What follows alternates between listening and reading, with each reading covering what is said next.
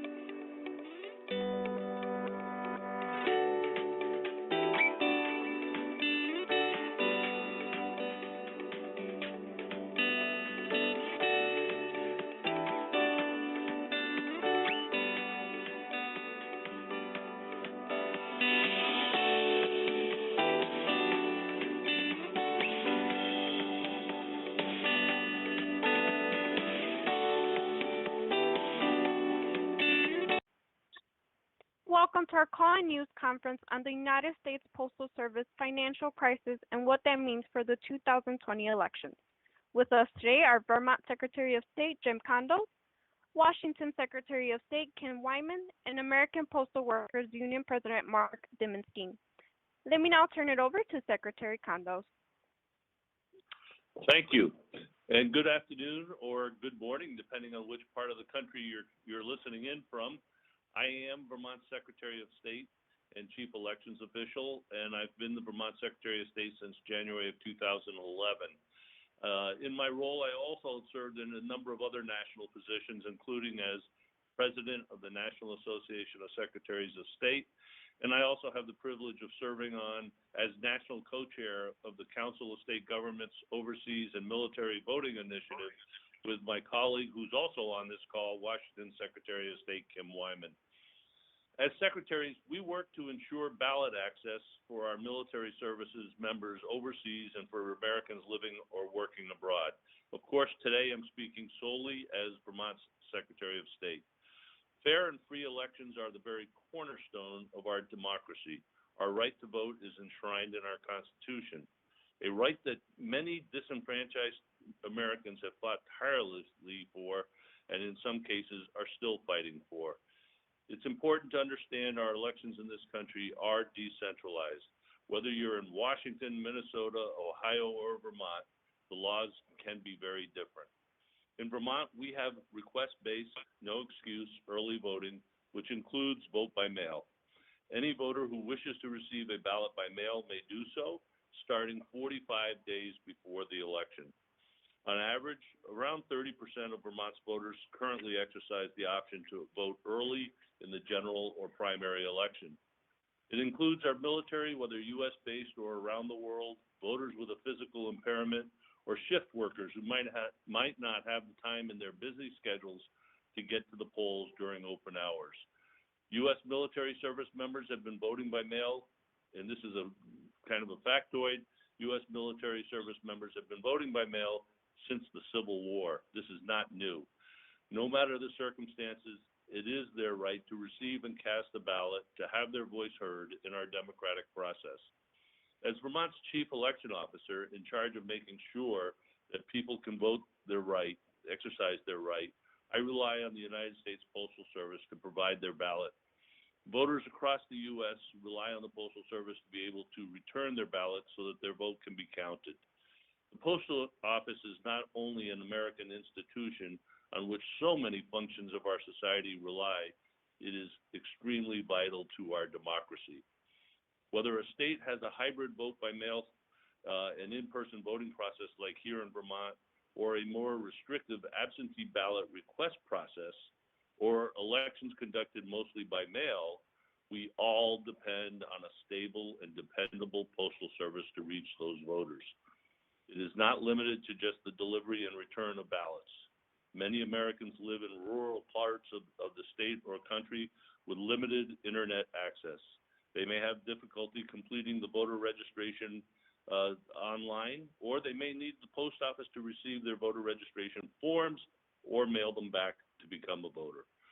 While I want to keep the discussion focused on our elections process, our reliance on the post office isn't limited to just the democratic process. Vermont businesses and entrepreneurs need a dependable postal service as well to submit their filings and reports to our office so that they can stay in compliance with the law as they grow our workforce and our economy. I find the U.S. Postal Service often taken for granted. For instance, where else can we place an envelope with a 55-cent stamp on it in a mailbox in Vermont and have that envelope delivered to someone in California 3 or 4 days later? It's been widely reported that the United States Postal Service may run out of money this summer if Congress does not provide stimulus funding. I can't understate how disastrous this could be to our democracy and our economy. In Vermont, our statewide primary elections will be held on August 11th. To comply with the federal UOCAVA, overseas military vote requirements, that means that we have to have ballots ready and in the mail to those voters 45 days prior to the election, which means August 11th is our primary date. Those ballots need to be going out the door on June 26th. Ballots for the November general election need to be mailed on September 18th. Simply put, mid-election year is not the time for changes to the dependability of the Postal Service, especially not during a year in which our country is experiencing a pandemic and health crisis, which will dramatically increase the necessity of voting by mail for so many Americans. We rely on the delivery of mail every election cycle. If the Postal Service ceases to exist entirely as a result, that is a worst-case scenario that, frankly, we are not well prepared for. Simply put, the results would be devastating to our elections process. Voters should be able to have confidence in our elections, and even more so during this COVID-19 crisis, which is challenging so many aspects of our society, including our democracy. The U.S. Postal Service is essential to ensuring that our free and fair elections prevail. I'm calling on Congress to provide the stimulus funding necessary to ensure reliable, dependable delivery of mail through the Postal Service. America needs Congress to do its part to ensure that the very foundation we stand on to conduct our elections does not crumble. I want to thank my colleague, Secretary Wyman from Washington, who will be speaking next, and American Postal Workers Union President Mark Diamondstein for the privilege of joining with them on this call today. I also want to thank the really hard-working Postal Workers Union members who are working through this challenging health crisis to deliver our mail. This is not a partisan or political issue. Both blue states and red states rely on the Postal Service to deliver ballots to and from voters. The Postal Service isn't a business that can just be gutted. It's essential government service to our society and our democracy. With that, I will turn it over to Secretary Wyman. Well, thank you, Secretary Condos. This is Kim Wyman, and I can only tell you that I should have gone first because pretty much Secretary Condos took most of my talking points, so I will make mine pretty brief. He is absolutely correct and spot on that the impact of the loss of the U.S. Postal Service in this fall's election would be devastating on our country's democracy. I can't underscore that enough. As a state that's been voting by mail completely since 2011, our voters depend on the United States Post Office Postal Service to deliver mail to their households here domestically and abroad. And in my state, and I look at it in the context of all of the jurisdictions across the country that Secretary Condos just mentioned, when you kind of give you some context, in 2016, about 125 million people cast a ballot for president, and of those ballots, 33 million were cast by mail. That's with 5 states like mine who conduct elections entirely by mail. We make up a small percentage of those ballots that are cast. And at a minimum, with the impacts of COVID-19, particularly on the American population that is over 65, or people that have any kind of depressed immune system, or a condition that makes COVID-19 fatal, you're going to see a wide swath of our electorate who are going to need to have an option that does not require them to leave their home to participate in the election. And I think each state is going to have its own unique solution to that, but voting by mail or expanding absentee ballots is going to be a critical element of meeting those voters' needs. And I think that we have to anticipate at least a doubling of that absentee ballot number, somewhere in the 60 million to, as high as potentially as 100 million voters will use some sort of absentee ballot or vote by mail system by the time we certify the general election this fall. And to give you context about Washington's experience, this did not happen overnight. We began allowing our voters to get a permanent absentee ballot for any election in 1993 and conducted many elections by mail in the run-up to the 2005 change that our legislature allowed. And that came out of the closest governor's race in the country's history. So our state wanted to move to vote by mail in 2005, and it still took us 5 years to completely convert over to vote by mail. So the ramp up is going to be logistically difficult enough without having the uncertainty of whether or not a state can actually mail a ballot to a voter and have it returned to them, or a county jurisdiction or a local city or township.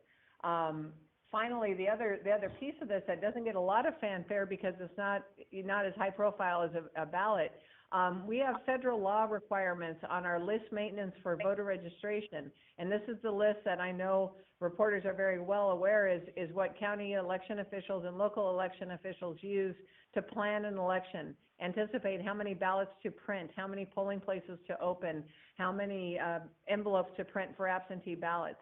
And the voter registration list needs to be up to date. And one of the ways that every state in the country uses updates their list under the National Voter Registration Act compliance is the U.S. Postal Service. And once a year, there needs to be a statewide mailing to every registered voter, or actually once every 2 years, I believe the law requires.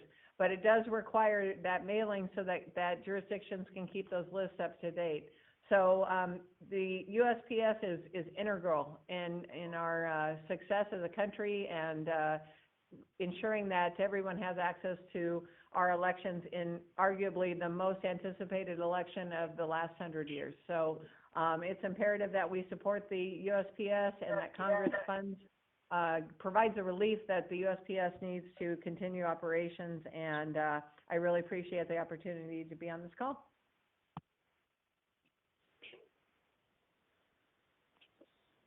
I think that makes it my turn.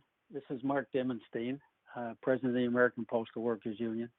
And greetings to all the press, and it's a privilege to be on this panel with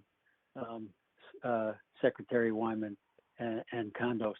So I have a few things to add to the very good presentations already given. We represent 200,000 postal workers. There are 4 postal unions, but we're all very dedicated to the public mission of our national treasurer, the Public Postal Service. And that mission is summarized in the Postal Reorganization Act as binding the country together. And you can see that in this pandemic, how proud and really courageous at times the postal workers have been as essential workers, as has other essential workers, still out there under very difficult and dangerous times, serving the people of this country.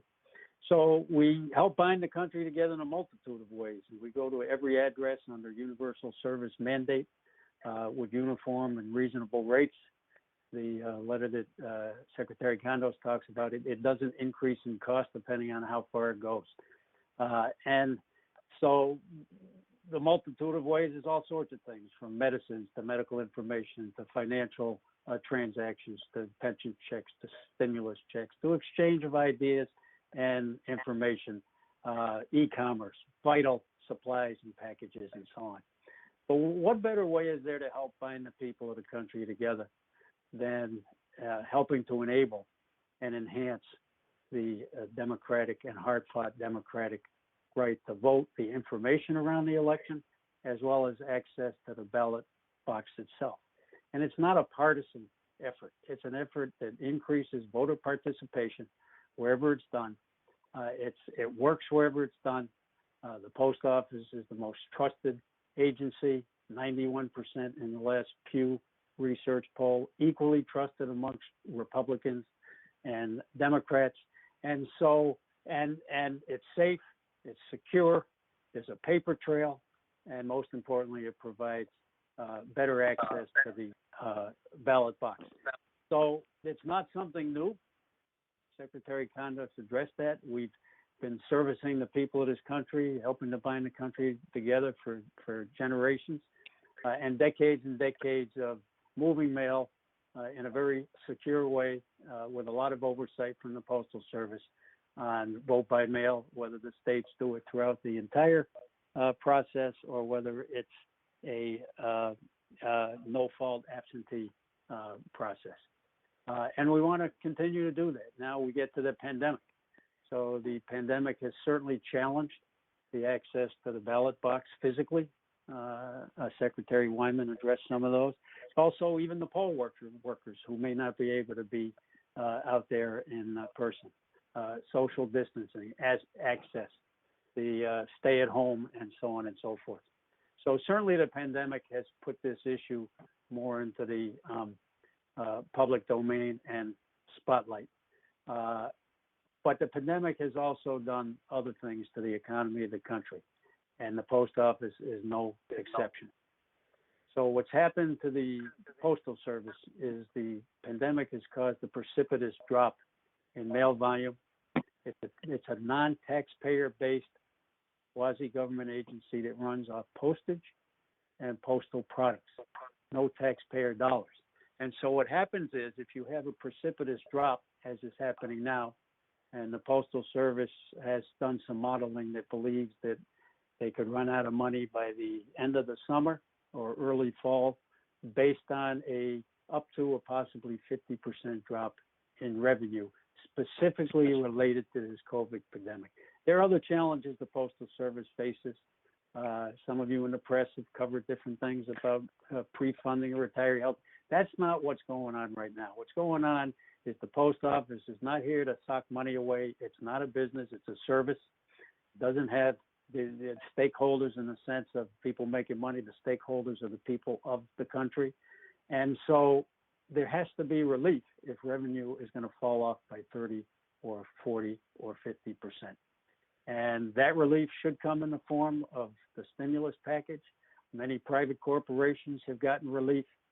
Somehow when it comes to the public good and the public domain, there's all sorts of other demands being put upon the Postal Service. And that relief has not yet been forthcoming.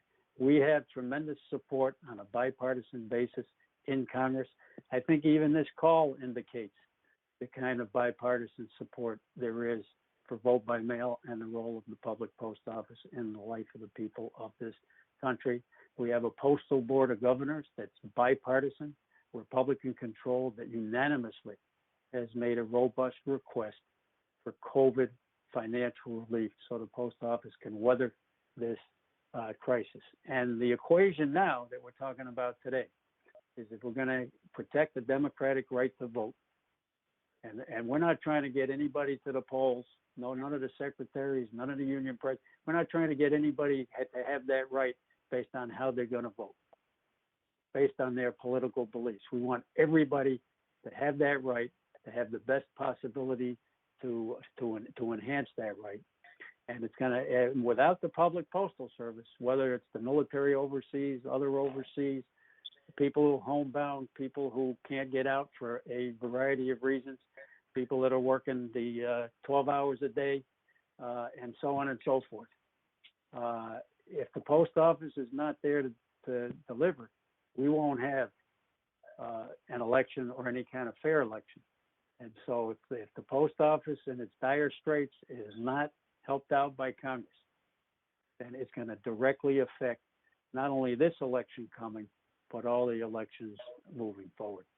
So it's just another of many reasons that the post office should get that kind of relief. And like I said, this is relief for the people of the country to be able to have this public entity to serve them at every address 6 and now sometimes 7 days a week.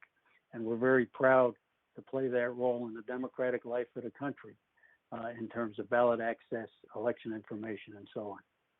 So that's my comments for the moment. Thank you all.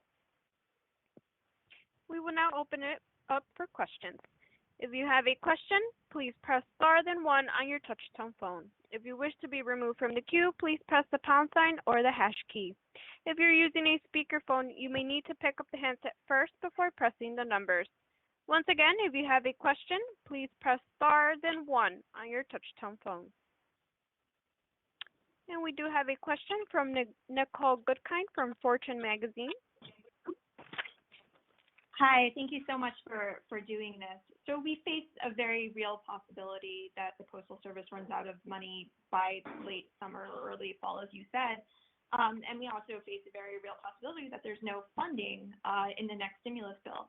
So what do elections actually look like without a viable Postal Service? Can they happen? This is Secretary Condos in Vermont, and I think, you know, I would rather focus on the fact that I think that there is bipartisan support in Congress, and I would hope that they would find the way to provide the resources that are necessary. On the outside, I just think that if we had to forego vote by mail in any way and require people to actually show up at the polls, you could see something that happened, 3 weeks ago in Wisconsin, where you had several-hour waits as people were trying to social distance going into a poll. You have, I think now the number's up around 50 people, both poll workers and voters, who have now come down with coronavirus, and obviously they're trying to confirm that, but that's what the possibility is. So do we really want people to have to put their health and safety at risk in order to meet what is a constitutional right? Well, and I would just add to that for my state and the 4 other states that are completely vote by mail, and a handful of states that are considering moving to vote by mail for this fall's elections, it would be disastrous. When I look at our voter rolls, of the 4.5 million people that are on our voter rolls here in Washington State, a very large swath of them, I don't know I will have to look up the actual number, but a very large swath of them have post office boxes. So even if we could move to some alternative delivery system like the UPS or FedEx or DHL, there's a large swath of voters that I could not reach with any kind of delivery because they received their ballots in a post office box. Further, our job is to instill confidence in voters that the election was fair and accessible, and how we do that is balancing access and security.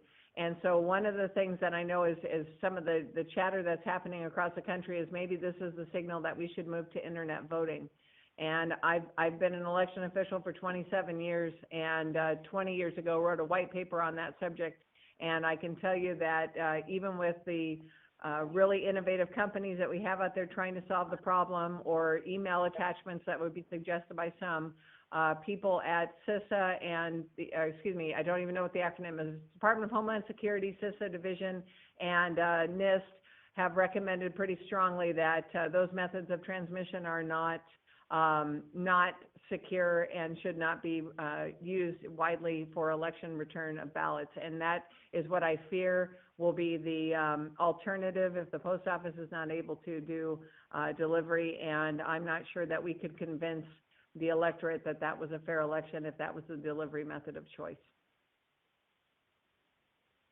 And if I can add one or two things, Nicole. Look, there's no private company that by mandate has to go to every address in the country. So there's no private company. A private company is based on profit, and there's no company that could afford to go to every address from the most densely populated urban areas to the most remote rural areas. So it just couldn't work that way. But also, I'm also optimistic that it won't come to that. All our polling says that the people of this country want the post office to get the relief. I referred to the 91% rating of the Pew Research. There's a new YouGov poll where people were asked if they would support incentive to the post office support relief to the post office in a coming incentive package. Over 2/3 said yes, and only 15% said no. Also, a majority of people believe that it would impact how they vote in the coming election if their representative were to allow the post office to die or to be severely harmed by not giving that kind of relief. So I'm optimistic it will not come to that, although I think the answers you got to the question from the secretaries are very insightful. Thank you. And our next question comes from Michael Bielowski from True North Report.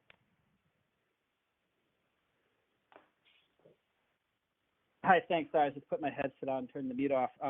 My question is, during good times, before the coronavirus, vote by mail is already criticized by election watchers for potentials for fraud. I know that in 2018 in North Carolina, for example, a court nullified some election results over this concern. So my question is, if we're facing a financial pressure from this loss of revenue, could this exacerbate those concerns if there's, for example, fewer postal workers checking things and doing what they're supposed to? And this can be for any or all three of you. Well, yeah, it absolutely is one of the myriad of concerns I have in our system in particular, that if we have reduced delivery or, staffing levels make it so that they are only delivering to parts of the state, 3 days a week or something, that is going to have an adverse impact potentially on the accessibility for those voters. And, it's one of many. Mm-hmm. And Michael, I would only say that the vast majority of experts say that the issue of widespread systemic voter fraud is virtually non-existent. Yes, there was a case in a Republican race down in North Carolina, but that was clearly not. That was election fraud, not voter fraud. And really what that was is it turned out to be kind of an outlier. It really was a situation where there was some nefarious ballot harvesting going on, and I think that we all have to be careful of that as well, whether it's Vermont, Washington, Ohio, or whatever. But when you start to see so many states that are moving towards vote by mail options in various ways, Ohio just yesterday, New Jersey is going to do both their primary and their general election this year by vote by mail, and there's so many other states that are doing it. There's already 5 states that are doing vote by mail totally. It's Utah and Colorado, Washington and Oregon and Hawaii. So, I think that there are safeguards in place. Many of the cases that have been brought forward have been debunked, and I think part of that is because almost all of our election management systems that we have that allow us to monitor what's going on have been updated in the last 7 or 8 years. This is across the country, so I think that we're in a totally different climate than we were in 2006 or 2000 or prior to that. So I really think that the discussion about voter fraud, although it can occur, it is so small, and I think that by trying to raise it, as many often do, it is more detrimental and towards voter suppression, which I think is really the real issue that we have to watch out for. Well, I would just put one fine point on it. We're right now reviewing some information we got back from the the Electronic Registration Information Center that we're a part of, as one of 30 states that does data matching, and we're comparing our voter history in our state. So out of the 3.2 million or so ballots that were cast in 2018 in Washington, it appears that about 140 people may have voted more than once or voted on behalf of a deceased family member. Is it perfect? No. Is it rampant fraud? No. And I think that the other thing that vote by mail does is it balances out that good security with really wide access for our voters. Well, thank you for the answers. And our next question comes from Joseph Marks from Washington Post. Hi, thanks so much for taking time to do this call. Secretary Wyman talked a little bit about this earlier, but I'm hoping you can run through specific concerns if, say the Postal Office still exists on Election Day, it hasn't gone away, but is underfunded in some way. What are your concerns about what that would do to voting by mail? And specifically, one of the concerns in Ohio in their recent primary was that delays were making it tough for people who requested ballots late in the process to maybe get them by Election Day. I think there was a phone call and the Postal Service rerouted things to really speed that up. I imagine it's one thing to do that at a state level, but to do it at a national level in November would be much more complicated. So can you walk through a little bit of the specific concerns if we end up in that mid-range area? Sure. I mean, one of the strengths of a vote by mail system or absentee ballots is that you're mailing out ballots 20 days before Election Day. So the voters really have an 18 to 20 day window to troubleshoot things like, I haven't received my ballot yet. And in our state, our election officials are the county auditors, and they have done a really good job of educating voters on the expectation. Ballots went out on Friday. You should receive it by early next week. If you don't, contact us. So you have those mechanisms in place, but we have seen, just as the post office has rerouted and changed some of their operations to make them more efficient, now the mail here in Olympia, for example, goes up to Seattle. So if I mail a letter from across town, it goes all the way to Seattle before it comes back and is actually delivered here in Olympia. So we have seen that in some of our border counties where they're like Vancouver, where their mail goes over to Portland and comes back, so it goes into Oregon and comes back. And that can delay the delivery of the ballots, both outgoing and incoming. In our state, it is okay on the incoming ballots because we have a postmark requirement as long as that ballot has a postmark of Election Day or earlier. Even if it gets to election officials a week later, it's still eligible to be counted. So on the receiving end, postal delays we can mitigate and deal with. On the mail out, I think we have the time, but you're absolutely right. There's a window in the probably 5 to 7 days leading into Election Day where if a voter has not received their ballot for whatever reason, it's going to be difficult potentially to get it to them. And it may require the voter to go into a vote center at their county courthouse or a satellite facility to get a replacement ballot. And then that's where, you know, we have the potential in a presidential year anyway, even with everything being normal, of lines on Election Day, which we are not accustomed to here in Washington State.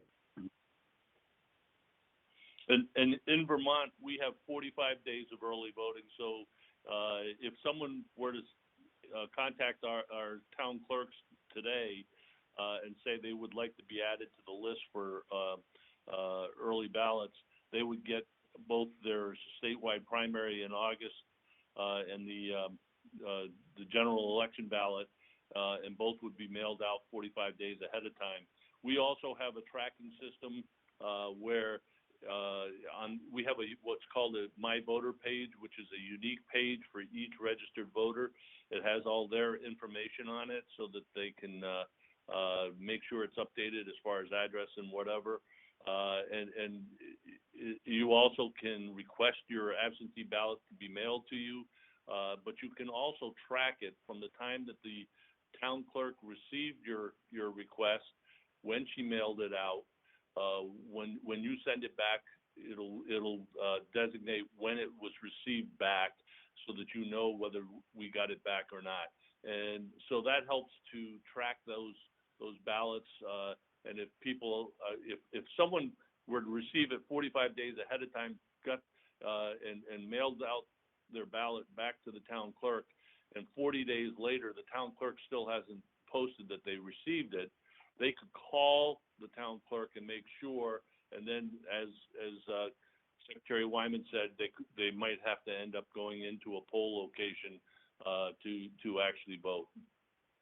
So are there concerns that understaffing at the post office could exacerbate those issues?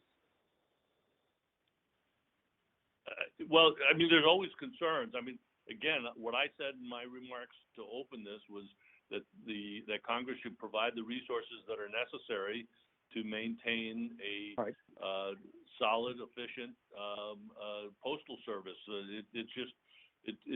It's not just for elections. It's for our economic reasons as well. I mean, we have never mind personal reasons. It's just the economic reasons. So much commerce is done via the mail.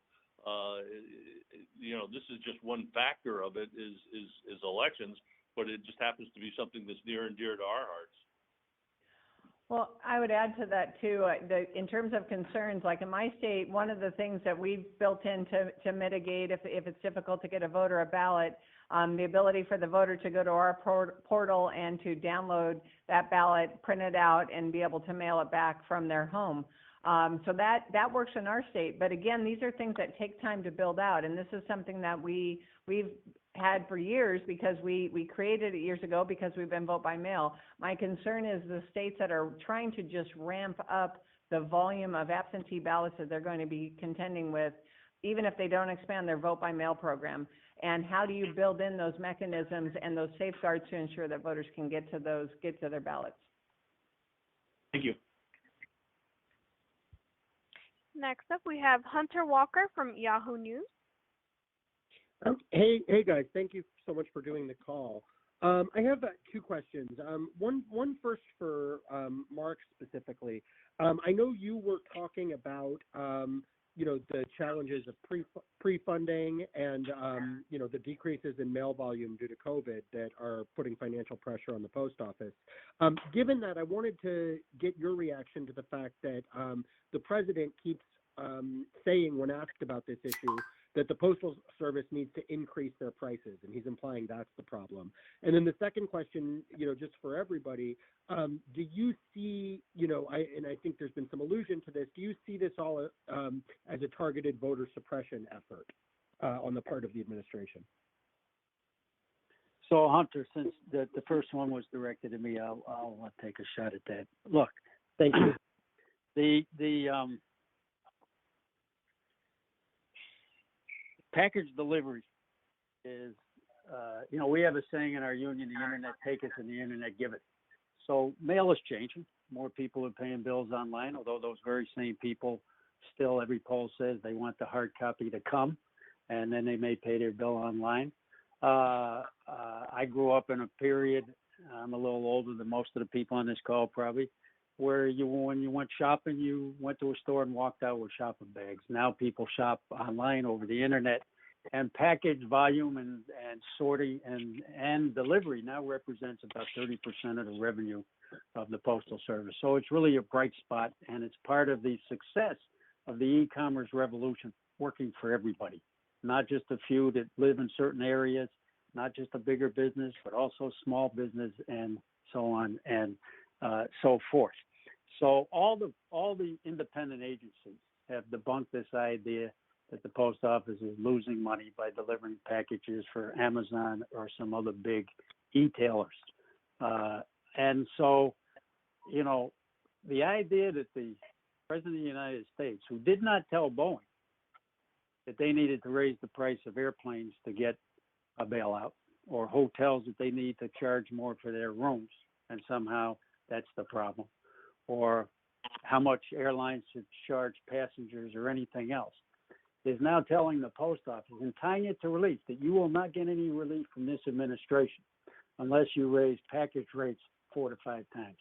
So the only thing that can represent, in our view, is that there's truly an agenda of this administration to undermine to the point that they're going to sell off the post office to private corporations. They put that into print. They put that into writing. That's not Mark Dimmonstein. And so if you destroy the package business in the post office, you put it on a death spiral. So what the president is demanding of the people of this country, I can take a priority flat rate box, Hunter, put as much in there as I want to, as much weight, and send it anywhere in the country. I can send it across the street. I can send it from Washington, D.C. to Texas or anywhere else for $8.30. He's asking that be $41.50. It is outrageous for them to try to put their finger on the scale when there's a whole process of a board of governors, postal board of governors, who picks the postmaster general. There's oversight from the Postal Regulatory Commission on pricing and other things. So it's really outrageous to use this crisis, where here you got the post office serving the people of the country in a deeper way than maybe we ever had, at least in modern times, to then try to use that crisis to put their thumb on the scale of enriching a few private companies at the expense of the people of this country. So, the post office is a success story. There's challenges, but it's been here since before the country was founded. And part of the success story is what we're talking about today with the access to the ballot box, voter information, and the whole elections that are going on. So, we think it's shameful that anybody would use the crisis.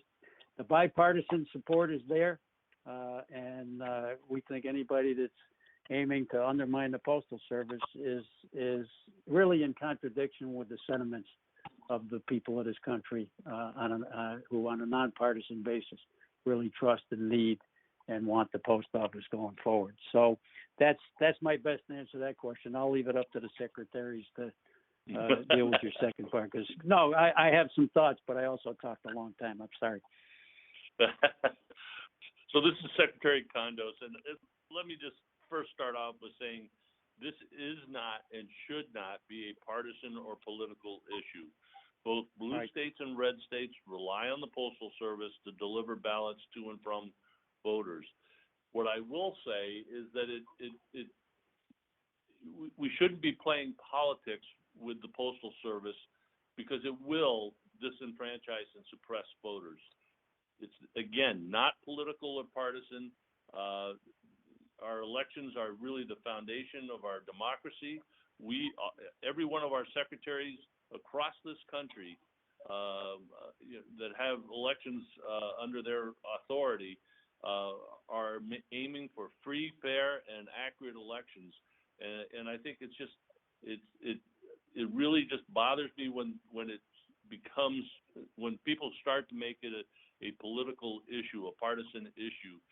If you look at the 5 states that are already totally vote by mail, Utah has a Republican House, a Republican Senate, and a Republican governor. I mean, this is not partisan. I just can't say that enough. Well, I would take it in a even deeper dive to that. I've been in elections for 27 years, and I started as an election administrator. And the thing I learned very early is that it's easy for people to conflate elections and campaigns into the same realm, and they're very distinctly different outcomes. And election administrators' role is to instill confidence from the staunchest hardcore right-wing Republican to the most liberal, progressive Democrat, and every person on that spectrum, that the election was fair and it was accurate. And the way, as I said earlier, the way that you do that is by balancing access and security. And when either of those gets out of balance, people start calling into question how fair the election was.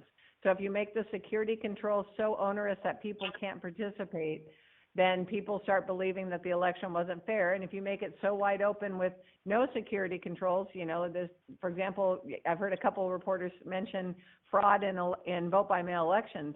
Our security control is that every single envelope that's returned by voters is checked against a voter registration signature on file. So I say all of this because across the country there are 10,000 election officials like Jim Condos and myself who are either at the state level or the county level or township or local level that conduct elections. And these are people that are either elected or appointed, and they represent their locality. And their charge is to take an oath of office that they will support the Constitution and laws in their state and the U.S. Constitution.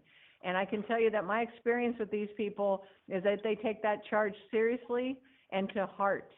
And when their job is looked through that prism of how partisan they are in the way that they conduct that business, if they act in a partisan manner, people lose confidence. The public loses confidence in the outcome of that election. And if you think about the last 50 years in the United States and the peaceful transition of power from president, even when emotions rode very high, and I can pick out a few elections, and I know each one of you can as well, that the emotions around the election were very high, but you didn't see protests, you didn't see anarchy, and you didn't see calls to overthrow the government.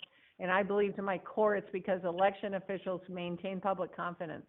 So this is why it is so important that we need to make this an issue about our democracy and the principles that American democracy holds in representative government, and make sure that we can conduct these elections. And next we have Josh Cole from Ground Truth Project. Yes, hi, thank you. My question, we've talked here about the history of mail-in ballots in the U.S. going back to the Civil War. We've talked about examples from states and how they have handled mail-in ballots previously. But I'm just curious, as states have looked beyond our borders to other countries for medical supplies, are we also looking for lessons about how to manage democracy in the time of this pandemic?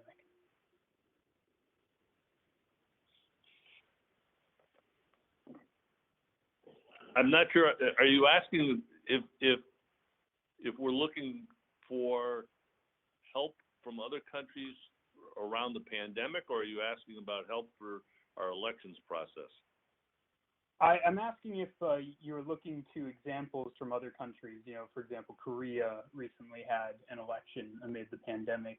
They didn't use exclusively mail-in ballots. And I'm curious if you've looked to other examples outside the U.S. for how to manage the vote in your state.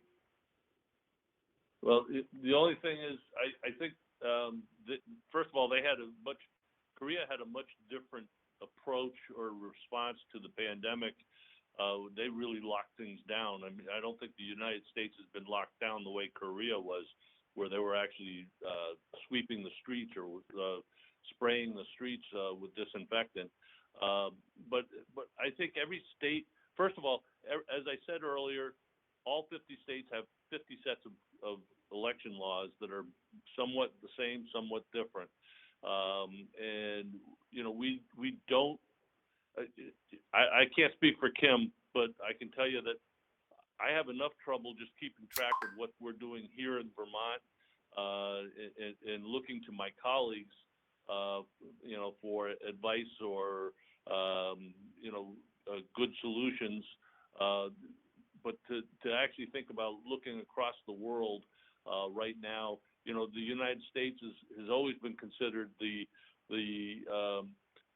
premier democracy in the world, and that you know, we have peaceful transitions of our administrations that goes from whether it's at the federal level or at the state level, and you know, I can't say the same for all the different states. So I guess my point would be that you know, we have enough to do right here at home, and you know, we've been working every day since I took office. I've been working every day to improve, secure, and prepare our electorate for a free, fair, and accurate election.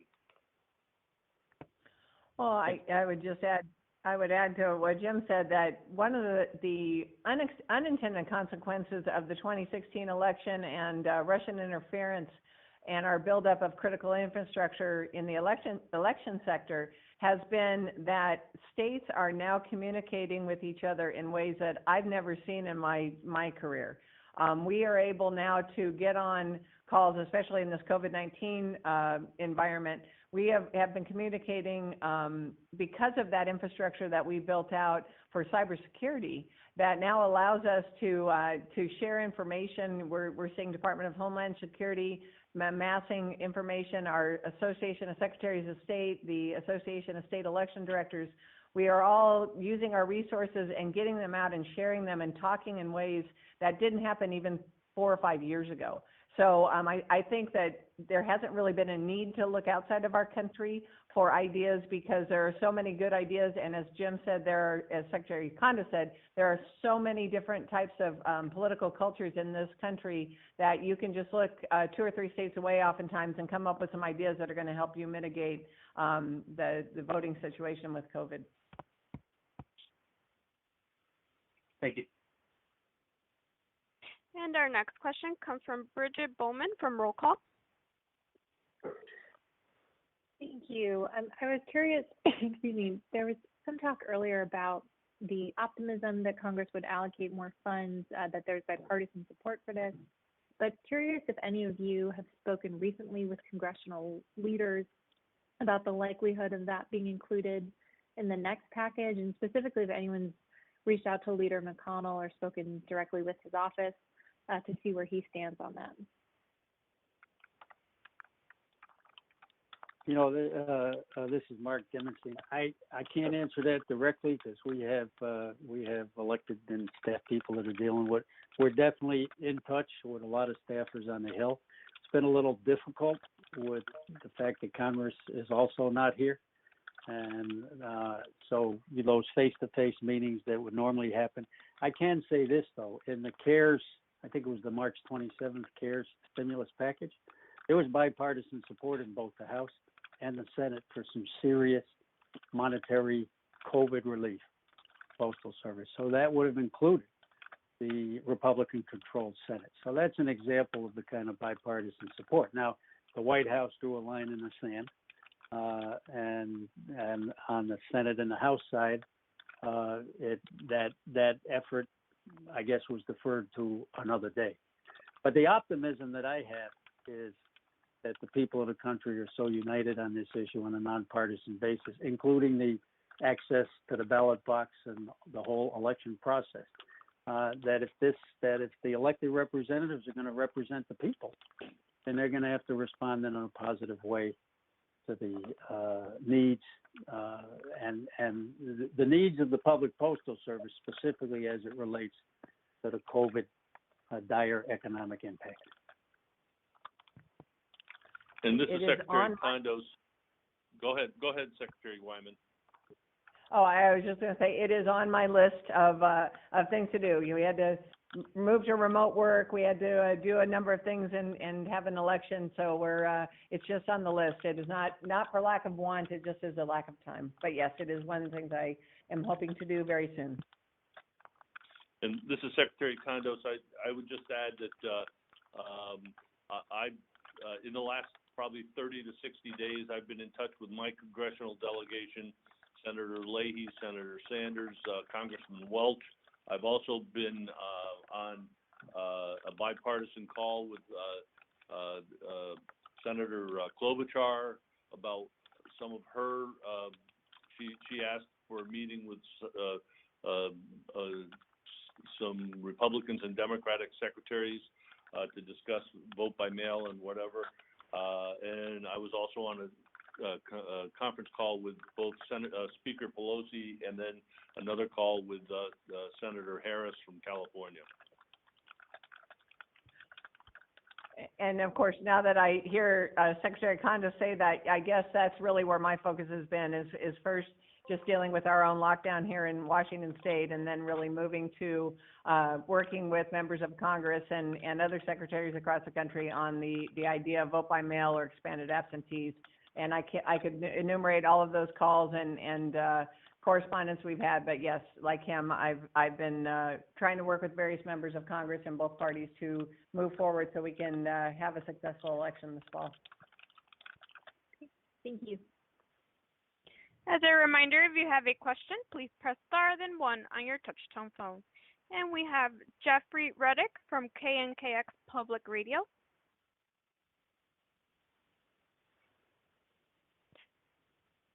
Jeffrey, please check if you're on mute.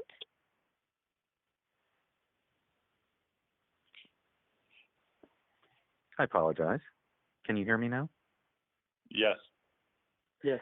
Secretary Wyman, just to follow up on that previous question, you mentioned you could sort of enumerate the calls that you've had with congressional representatives, and I'm sure there have been a lot.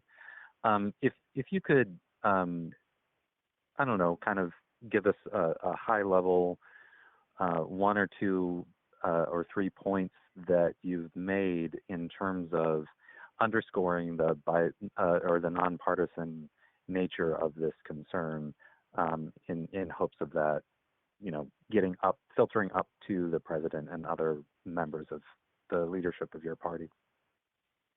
Well, the main points that I've talked about is been kind of talking about Washington's experience and the fact that it takes time to build it out right, and that's probably the most important thing we need to do as a country is, and I talk a lot about the compensating controls that Washington has, that while we mail a ballot to every single one of our 4.5 million registered voters in an election, in a general election, we also are checking the signatures as they come back. We're notifying the voters whose signatures don't match to give them a second chance, and then also have a second check of potential fraud if a ballot was returned by someone else and not that voter.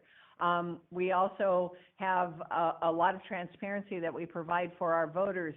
They can go in and check the status of their ballot. They can use the U.S. Postal intelligent barcode to track the delivery and the return of their ballot. All of those layers take a lot of time to build in, and that we need to give states where I've spent my focus is asking Congress to fund and give the states the resources that they need at the local level to be able to build in those controls, to be able to build in the capacity to deal with tens of thousands of ballots a day being returned by mail, and having the staff and the equipment and materials to pull that off. And that's really where I've spent the bulk of my time in the last 6 weeks, is talking to states, talking to members of Congress, talking to various leadership groups of what we can do to make this election successful. And now, because Secretary Contos reached out to me a couple of days ago on this issue and said, asked me to join him in making this request for the USPS, that's really where we're shifting our attention to now. And from my standpoint, the 3 points that I've made when I've spoken to the congressional folks is there's 3 points specifically. One, in the money that was provided to us in CARES Act 3 or CARES 3, whatever it was, there was a state requirement of 20% match. To have a 20% match at a time when state revenues are plummeting across this country makes some states not able to utilize that money that Congress is providing specifically for COVID response. So we've asked for either waiver or extension of having to provide that match. The other, there was a provision in the law that said that they wanted us to give a detailed accounting of how we spent the money by 20 days after the election. Well, 7 days after the election, I have to certify the election. I also have to deal with any recounts that might have to be in the next 14 days. And then I have within 30 days, I have a post-election, a high statistical confidence level post-election audit that has to be completed. To sit there and say that I'm going to provide a detailed accounting of how we spent the money when we may not even have received our bills yet, sometimes these bills take a month to get in, is onerous, and we've asked that be extended out further. We're not afraid of the reporting requirement, but we just think that we need more time to be able to do it. And the last point is what we're on this call about, and that's the Postal Service. I've been talking to every one of these congressional folks to let them know that we are very concerned about the Postal Service and that they need the resources to be able to do their job. And next we have Joseph O'Sullivan from Seattle Times. Question for Madam Secretary. What sort of contingency plans are you putting together here in Washington State in the event the Postal Service is hindered or out of commission for the fall elections, and does that include an expansion of ballot drop boxes? We're working with the counties right now on that very issue, and it's a fluid discussion because you're absolutely right. The ballot drop boxes will give some relief in terms of voters being able to return the ballot, and we do have the mechanism in place where voters, if they have a computer and have a printer, can download and access the ballot. But again, I'm concerned about our overseas citizens and military personnel and the availability of the international postal networks being around. I'm very concerned about our own USPS not being available and not being able to reach, as you heard Mark say, the very rural voters or possibly people with post office boxes. So our contingency plans right now are just like COVID-19. We are fluid, and we are trying to come up with every single opportunity or every single option that we can think of and how we could possibly pull it off. But not having the U.S. Postal Service will be, like I said, it'll be devastating if we don't. So right now I don't have solid ones, but that's we have an August primary, and that's what we're building to.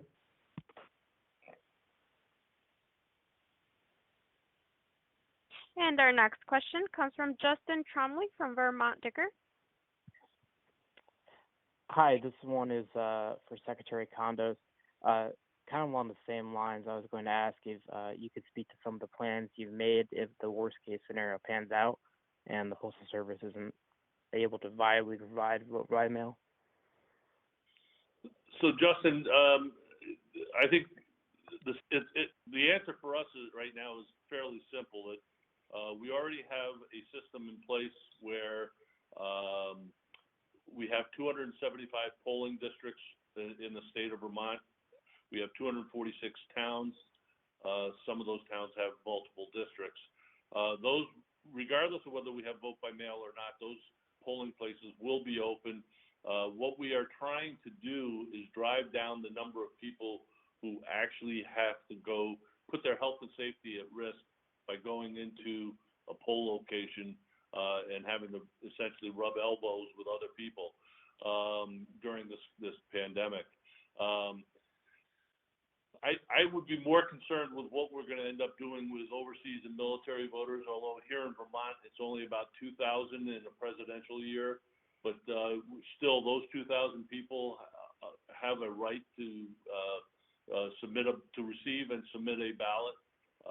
And that, to me, is going to be an issue across this country if we have a situation where the Postal Service is not viable. As I said earlier in my comments, in each of the last 3 elections in presidential years, there has been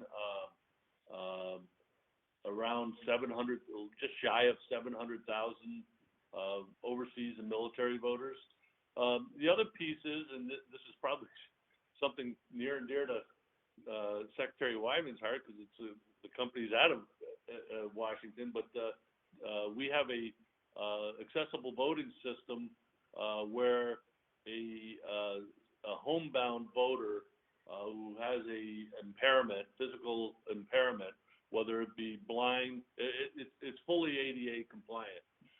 So whatever their impairment is, they would be able to access through their own systems, their own computers, with their own technology.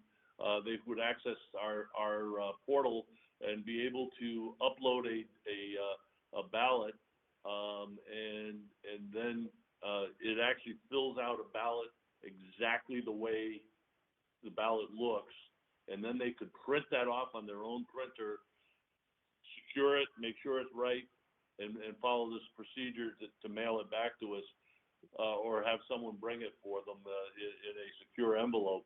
So, there's any number of ways that we can go after this, and we will certainly look at all of those ways. But again, I'm just going to go back to, Mark Diamondstein's made the comment that 91%, the latest poll was 91% of Americans have high credibility for the Postal Service, and I just can't imagine that Congress would just ignore that. And as well, just from reading some of the comments coming out of Congress, I think that it's bipartisan. The support is there. It's just,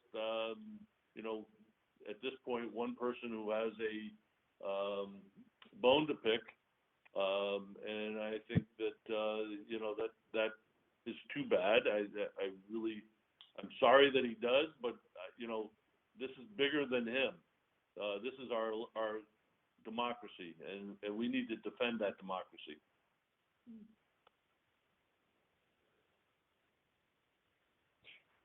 And our next question comes from Joseph Marks from Washington Post.